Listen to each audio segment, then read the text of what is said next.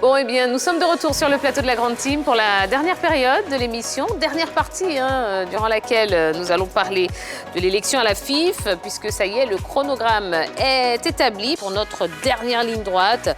Nous allons accueillir sur le plateau notre ami Roger Stéphane, qui arrive à petite foulée. C'est vraiment des petites foulées, là. Et vous savez que mes foulées, elles sont pas exceptionnelles. Hein. Non. Bonsoir, Tia. Ne dites pas ça. Bonsoir, Roger Stéphane. Comment allez-vous? Bonsoir, la team. Bonsoir, oui. Bonsoir, El PIB. Comment? El PIB. El PIB de oro, absolutely. Alors, la normalisation à la FIF, encore à l'affiche, cette fois pour un nouveau chronogramme qui verra la Maison de Verre connaître son nouveau président. Le comité de normalisation, face à l'impossibilité de tenir l'Assemblée générale élective de la FIF à la date du 20 décembre, comme préalablement indiqué, a rencontré les acteurs le samedi dernier dans un hôtel à Cocody. Cette importante réunion a permis à Mme Dao Mariam Gabala de décliner l'évolution de la normalisation et la suite de la mission qui lui est dévolue. Ainsi, la présidente du CONOR-FIF a fait savoir que le Conseil de la FIFA communiquera ce mardi 21 décembre le nouveau délai de sa mandature et ses implications. En attendant, la patronne du comité de normalisation a dévoilé le nouveau chronogramme du processus devant conduire à l'élection du prochain président de la FIFA. Selon ce calendrier, Dao Gabala et son équipe vont recevoir le 31 décembre au plus tard tous les documents nécessaires pour continuer la normalisation. S'en suivra alors une discussion avec les clubs dans le but de leur expliquer les changements opérés dans les statuts. En février, du retour de la CAN, se tiendra l'Assemblée générale mixte pour les comptes et l'approbation des textes, avant la tenue 3 à 4 semaines après de l'élection du président de la FIF dans le mois de mars 2022. Un nouveau planning qui ne fait pas que des heureux dans la famille du football ivoirien, au sein de laquelle une trentaine a décidé de boycotter la rencontre de la normalisation. Eh bien, ça y est, donc le comité de normalisation a décliné son prochain calendrier pour le processus électoral qui devrait qui devrait livrer son verdict en mars 2022. Est-ce une bonne nouvelle pour vous, Roger Stéphane? Oui, pour moi et pour tous les observateurs du football ivoirien. Eu égard donc aux derniers événements au niveau de la Fédération ivoirienne de football, oui, on peut se réjouir de ce que on a enfin un chronogramme, un calendrier bien établi. Tout va se jouer entre janvier et mars prochain, au sorti donc de la rencontre ce samedi entre le comité de normalisation et certains présidents des clubs. Bon, on peut pour l'instant se satisfaire. Maintenant, on va regarder la suite des événements, parce que les derniers événements nous ont montré quand même qu'il y a beaucoup de choses qui ont été dites depuis le début de l'installation de ce comité de normalisation qui n'ont pas toujours été réalisées. J'en veux pour preuve les élections qui devaient avoir lieu au mois de décembre et qui n'ont pas eu lieu. Et pourtant, sur tous les derniers événements, on nous avait donné l'assurance qu'il allait avoir les élections. Bon, maintenant, il y a un chronogramme. Ça va se faire sur 3 mois. On a le temps de regarder la célérité avec laquelle le comité de normalisation va conduire les débats pour qu'on ait les élections au mois de mars. Ou alors, si derrière, il y a peut-être un agenda caché, parce que je ne vous cache pas qu'en ce moment, il y a beaucoup de bruit qui court au niveau de certains clubs et surtout de ce comité de normalisation. D'accord. Ça y est, le téléphone est ouvert, 27 21 59 93 99. Deuxième question LGT de la soirée. Croyez-vous à la fin de la normalisation au mois de mars 2022? Eh bien, n'hésitez pas, appelez-nous pour nous dire ce que vous en pensez. Alors, est-ce que ce chronogramme dévoilé aux membres actifs vous satisfait? Ballot. Oui, du moment où on a une date, on a une échéance sur laquelle on pourra s'appuyer, je pense que c'est satisfaisant. Et il faut faire remarquer que je pense qu'il y a une exaspération des acteurs du football ivoirien qui veulent que tout ceci se termine au plus vite. On a véritablement besoin de savoir qui sera le futur président de la Fédération ivoirienne de football. On a besoin de savoir tout simplement comment est-ce que tout ceci va se terminer. Et je pense que c'est déjà acceptable d'avoir des échéances, d'avoir un calendrier précis. Bien évidemment. Déjà, il faut savoir que ces fameux tests finalement vont arriver, puisque selon la responsable du comité de normalisation, d'abord, il fallait envoyer ça au niveau de la FIFA. Donc déjà, elle a donné les dates auxquelles ces tests-là seront présents. Ensuite, ça sera au club de pouvoir prendre connaissance de ces différents tests. On organisera au mois de mars ces élections-là pour qu'enfin, au niveau de la Fédération ivoirienne de football, on ait un président élu pour pouvoir conduire quand même cette fédération. D'accord. Est-ce que vous vous attendiez à la prolongation de la mission de Mme Daougabala et de son équipe? Oui et non. Oui, dans la mesure où on a vu comment s'est déroulée certaines situations par rapport à la gouvernance du comité de normalisation. On s'est dit qu'il y avait beaucoup de choses à faire par rapport au texte qui n'était pas arrivé à temps voulu. Donc on se disait oui, mais non, parce que quand Mme Mariam Daougabala est arrivée à la tête du CONOR-FIF, elle avait l'air très sûre des dates qu'elle donnait. Elle disait qu'elle devait finir dans les délais, qu'il faudrait lui accorder le temps qu'il faut, le temps qu'elle a proposé aux acteurs du football ivoirien. Donc, nous avons été véritablement surpris par les différentes prolongations de son mandat. Mais qu'à cela ne tienne, on espère que cela prendra fin, comme elle a dit, en mars pour pouvoir avoir les échéances prochaines. Bon, la vérité, ce n'est pas encore fait. Mais on annonce dans les couloirs que son mandat va être prolongé. La satisfaction, c'est peut-être 3 mois. 3 mois, c'est pas mauvais. Je vais dire, mars, c'est presque arrivé. Il y a des derniers sacrifices à faire au niveau de tout le monde pour qu'au mois de mars, on ait un nouveau président de la fédération pour conduire les échanges. Mais j'avoue que moi, ça me surprend un peu. Pourquoi? Parce que quand même, sur la normalisation, non. Parce que on savait plus ou moins nous tous, sur le mois de décembre, que les élections n'avaient pas avoir lieu et qu'on allait prolonger la normalisation. Mais qu'on maintienne Daougabala, j'avoue que moi, je suis un peu surpris. Pourquoi? Parce que quand même, sur les derniers événements, on a senti une guéguerre entre le comité de normalisation et l'ancien comité exécutif. On l'a senti clairement. Sur les sorties, j'ai envie de dire hasardeuses dans la presse, les déclarations qui ont dérangé plus d'un. L'affaire des contrats, l'affaire... il y a eu beaucoup d'affaires comme ça, l'affaire des contrats, les montants des regroupements. Après, on a eu les réponses du comité exécutif. On a eu le sentiment que ce comité de normalisation acculait un peu l'ancien COMEX.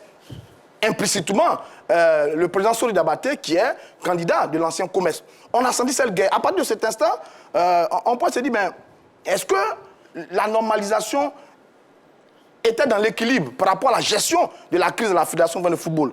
Certains présidents de clubs, effectivement, ont contesté cette attitude. Le COMEX également a tenu une conférence de presse pour contester cette attitude. Beaucoup d'observateurs du football ivoirien ont contesté cette attitude. Donc, l'un mis dans l'autre, on avait pensé que, bon, c'est la FIFA qui décide, on avait pensé qu'on aurait pu mettre un nouveau groupe pour... J'ai dit penser, je n'affirme pas, mettre un nouveau groupe pour qu'on ait la normalisation et puis peut-être... la débarquer plus ou moins parce qu'à un certain moment, on a senti qu'il y avait un nouveau conflit qui était installé entre le comité de normalisation et l'ancien comité exécutif de la Fédération ivoirienne de football qui, quand même, sur la dernière réunion, on a vu qu'il y avait un bon groupe de présidents qui étaient présents, était 48 au total, plus un bon groupe, un peu plus vers la moitié, qui était absent. Donc, on sent 2 blocs en ce moment au niveau du football et j'avoue que c'est un peu dérangeant en ce qui concerne la mission de ce comité de normalisation. Mais c'est normal que déjà l'ancien comité s'insurge contre tout ce que Mme Daougabala a fait, parce que déjà, quand elle est arrivée, elle a demandé, et c'est normal que ça soit demandé, les audits pour savoir un peu tout ce qui s'est passé. Donc normalement, ceux qui doivent rendre compte, ce sont ceux qui étaient là avant qu'elle n'arrive. Donc, visiblement, s'il y a des personnes qui devraient être en quelque sorte acculées ou, je ne sais pas, un peu dérangées, c'était ceux qui avaient dirigé avant bien évidemment, l'arrivée de la normalisation. Donc, c'est normal que l'ancien comité soit dérangé ou peut-être soit... Voilà, décrit un peu, décrit ce que les audits ou même les sorties de la responsable du comité de normalisation. D'accord. Monsieur Youssouf Fofana nous appelle d'Anono. Bonsoir, Monsieur Fofana.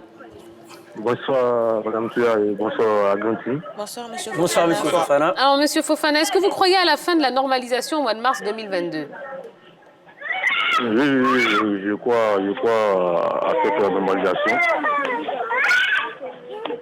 D'accord. Alors, oui, allez-y, on vous entend.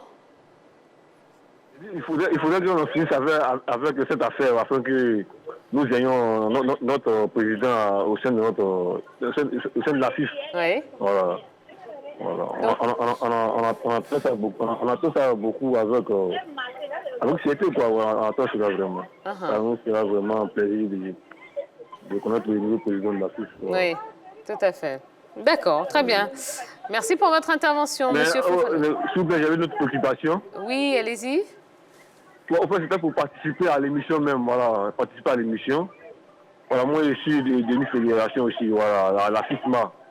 D'accord. Voilà, donc, c'est pas... Il faut laisser le numéro du... D'accord. Alors, on va vous repasser au standard et puis quelqu'un va vous reprendre au niveau du standard. D'accord? Merci beaucoup, monsieur Fofana. Tiens, je voulais faire une précision. Rapidement, il nous reste quelques minutes Je dis, l'audit n'est pas un problème. Le problème, c'est la gestion des résultats de l'audit. C'est bien de faire un audit parce qu'on va passer au scanner la gestion d'un comité qui part. Mais alors, qu'est-ce qu'on fait de la gestion des résultats de l'audit? Je dis, c'est le fait de les avoir exposés sur la place publique qui dérange un peu tout le monde. Il y a beaucoup... normalisation n'a jamais exposé les... Mais quand même, attention. Non, il y a eu beaucoup de résultats. Non, il y a eu des commentaires qui ont été faits sur l'audit, sur certains rapports, etc., etc. Je dis, l'audit est diligenté, vous avez les résultats, vous saisissez les mandants et les propriétaires de l'association au cours d'une assemblée générale, et s'il y a des décisions à prendre, vous les prenez. Je dis, c'est ça qui est un peu, je dis, dans un certain sens, embêter un peu tout le monde. Sinon, c'est bien de faire des audits. Maintenant que les résultats sont là, eh bien, il faut s'adresser à qui on doit s'adresser et prendre les décisions sans s'étaler forcément au niveau de la place publique. C'est pas ça qui a été le problème. D'accord. Bon, alors, même question que pour les téléspectateurs. Est-ce que vous croyez à la fin de la mission, à la fin de cette rallonge de 3 mois? Alors déjà, le mot même, c'est normalisé. Donc, jusqu'au mois de mars, si la normalisation, c'est-à-dire normaliser la fédération, si ce n'est pas encore terminé, peut-être elle sera encore là. Si c'est terminé, elle s'en ira. Donc, on attend le mois de mars. Mais bon, dit, est-ce que forcément, à cette date, Mme Daougabala et son équipe quitteront la fédération? Bon, on ne peut pas tout de suite se prononcer parce que déjà, il y a eu le mois de décembre qui avait été décidé. Là, on rallonge de 3 mois. Donc, là, on ne peut pas tout de suite se prononcer. Si la normalisation n'est pas terminée, elle sera encore là. Moi, j'y crois, pour une question de crédibilité. Ça va mal passer dans l'opinion qu'il y a eu un premier report de la fin de normalisation et qu'il y a un second report. Je pense que dans l'opinion, ça va mal passer. Ça va peut-être donner raison à certains détracteurs dans cette opinion-là qui estiment que Mme Daougabala va se prolonger à la tête du comité de normalisation sans preuve en plus. Donc, je pense qu'il y a une question de crédibilité et d'image à défendre. D'accord. Allez, dernière question. Quels pourraient être les nouveaux obstacles de la mission de la normalisation du football ivoirien? Les travaux sur les tests. Parce que le nœud du problème, c'est ça. C'est-à-dire qu'on a fait tout ça pendant 1 an que la normalisation est là. Là, on se rend compte qu'il y a 3 mois qui arrivent encore. On a fait tout ça, mais on n'a même pas touché le point du fond, qui est les nouveaux tests de la Fédération ivoirienne de football, commission électorale et organisation des élections. Donc le nœud du problème, c'est au mois de février prochain. Les tests. Sur la démarche, on a demandé des observations des présidents. Il n'y a pas une mouture générale. On envoie les tests à la FIFA. On les a ramenés, ils sont répartis. Il semble que les tests là sont de retour. Il va avoir les travaux sur les tests. C'est là qu'il va voir la vraie difficulté. Là, il y a un groupe de présidents de clubs qui a boycotté la dernière réunion, qui ne sont pas d'accord sur la méthode du comité normal, qui n'est pas d'accord sur la méthode du comité de normalisation, qui n'a pas fait requête à un certain nombre de revendications dans un courrier, qui réclamait une AG solennelle, une AG pour toute l'association, de sorte à avoir des résultats certifiés dans un rapport qui a force de loi. Ça n'a pas été fait. Bon là, on sort un chronogramme au sortir d'une réunion informelle, qui est une réunion qui n'est même pas obligatoire. Est-ce que on va le tenir? Personne ne sait ce qui va advenir. Il y a déjà des promesses qui ont été faites qui n'ont pas été tenues. Et là encore, on est face à l'avenir. Et donc, on est tous inquiets. Mais moi, j'avoue que je suis très inquiet. J'attends de voir comment on va sortir de cette normalisation. Et surtout, les travaux sur les tests, les propositions, les discussions sur les tests au mois de février prochain par rapport à la nouvelle mouture des tests de la Fédération. J'avoue que c'est là qu'il pourrait avoir beaucoup de problèmes parce qu'à la vérité, le CONOR et les présidents de club n'ont même pas encore travaillé de face comme ça sur les fameux tests de la Fédération ivoirienne de football. Il n'aura même pas de problème, les tests vont arriver. Rapidement. Voilà, les présidents de club vont prendre connaissance des tests. Ensuite, tout ce qui a été décidé se fera, puis on ira aux élections, il n'y aura même pas de problème. On espère bien. On espère bien, c'est tout ce qu'on souhaite. Eh bien, ça y est, c'est la fin de ce numéro de la Grande Team. On espère que vous avez passé un bon moment. Eh bien, c'est pas fini, hein. Non, on n'est que mardi. Et ça veut dire qu'on est encore là pour quelques jours avec, en point d'orgue de cette semaine, eh bien, le réveillon de Noël ainsi que le 25 décembre, le jour de Noël. On sera avec vous ce samedi soir dans un numéro exceptionnel. On vous en dira un petit peu plus. Passez une excellente soirée. La team, reposez-vous parce que demain, on a encore beaucoup de boulot. Excellente soirée à tous et à demain. Bisous, bisous. Bye bye.